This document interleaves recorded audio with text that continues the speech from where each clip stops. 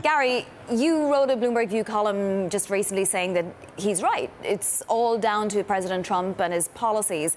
Are you saying the market is trading on actual fundamentals, results that we're seeing out of this presidency, or just hope and sentiment?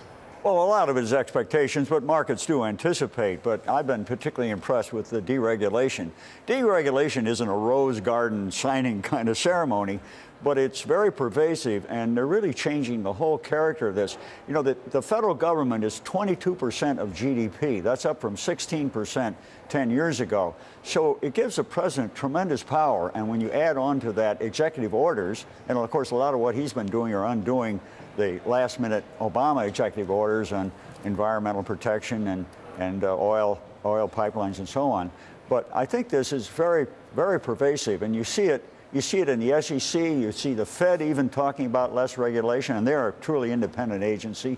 I think the whole atmosphere of Washington now is saying less regulation, more emphasis on free markets. One of the interesting aspects was the Justice Department is challenging the AT&T Time Warner merger. You say, well, what about that? Well, they're really saying we don't want combinations. That's vertical, whether that's good or bad. But what they're saying is, at the same time, they're really saying we're going to do away with net neutrality. So in other words, really saying we're going to allow more competition, and then let the chips fall where they may, and if these guys violate antitrust laws, we'll take them to court.